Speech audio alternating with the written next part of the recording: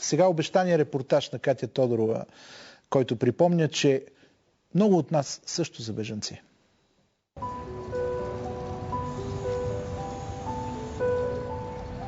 Има спомени, които човек пази като детството си. Никога не си отиват. Един такъв пренесла през живота си Весела Ляхова. Страшен и тъжен. Спомена за страданието на семейството и бежанци от Беломорска Тракия. Отнело и 15 години да се осмели и да го превърне в книга. Нарекла я просто бежанци. Майка ми е родена в Гърция, в едно село край Драма и е била съвсем малка, когато родителите й са били принудени да напуснат родните си места. Майка й не доживяла да види излизането на книгата, но вътре оживял нейния живот, този на нейните баба и дядо от Драмско и на още десетки хора, които времето неусетно отнесло. Хора, които учебниците по история забравили, а политиката премълчала коректно. Аз не смятам, че нашите взаимоотношения, междусъседски взаимоотношения биха пострадали, ако ние кажем истината. Ако ние кажем колко страдания са понесли десетки хиляди хора, десетки хиляди души, които са били принудени да напуснат родните си места. След 15 години изследвания стигнала до извода, че историята от онези години е пълна с клишета, манипулации, лъжи. Така цели поколения забравили историите на бежанците. Все едно, че не съществували. Освен в албумите на стотици български семейства. Весела казва, че днес тази забрава е изпитание. Изпитание за нас, докато гледаме босите крака на чуждоземците, прекосяващи границите ни. Докато сблъскваме мненията си за съчувствие и безчувствие. Тази трагедия не спира, тя не свършва. Тя не свършва с напускането на родните места и отиването на други някакви места. Защото където и да отиде този човек, изкоренен от родните си места, той нито се чувства добре, нито го приемат добре. Описала е това страдание в книгата си. Как променя човек. Казва, че може да го облагороди. Може и да го смачка. Така и с народите. През всички години, в които събирала разказите за беломорските бежанци, разбрала много за политиката. За това как безпардонно може да подрежда живота. А научила много и за човека. Най-трудно е да бъдеш себе си. Аз смятам, че когато злото надделява, е временно.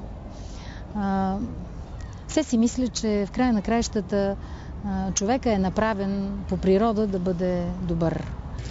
Затова Весела вижда първо очите на българите, които искат да помогнат на бежанците, и после тези, чието страхове хапят. Разбира ги, но е научила от историите на своите герои, че не биха оцелели, ако някъде някой не ги е приближавал до спасението с жест, парче хляб или чаша вода. Това няма нищо общо с бедността, казва Весела. Бедността понякога ни е на нас оправдание и е много лесно да се оправдаваме. Не смятам, че сме най-бедната държава и измежду най-бедните народи. По-скоро действително е някакъв тип оправдание, което с лека ръка хвърляме. Но аз пак повтарям, че намирам, че българският народ е отворен и съпричастен към чуждите страдания, включително и в тази ситуация. Мисли, че трябва да се оглеждаме за истината, дори когато не ни харесва. Докато описвала историите на своите беломорски бежанци, разбрала, че подправенето й може неусетно да промени човека, да срути основите му. Така и с обществата. Когато те дълго живеят с подправени истини, се превръщат в групи от разделени хора, които не вярват в нищо и затова воюват помежду си. Трябва да се научим и с малки победи да се приближаваме до голямата победа, защото в края на краищата ежедневният живот не е война, не е превземане на крепост. Ежедневният живот е доказване на принципите с ежедневието си. Весела, която пише за историята, но живее с днешния ден, мисли, че не можем да живеем вечно между барикадите на протестите и огражденията на властта. Нашия политически елит дължи правда на своя народ. Дължи му покаяние Дължи му моралната отговорност, която този народ му иска. Не знам кога ще го получи. Трудно ми е. Аз не съм човек, който може да каже това трябва да стане, като политически стъпки имам предвид. Но усещането, което съществува у хората, у обикновените хора, това трябва да стигне до ушите и душите на хората, които ни управляват. Все пак смятам, че те и уши имат, и души имат. Ама прилича малко на разговор между глухи. Да, така е. Така е, наистина е така.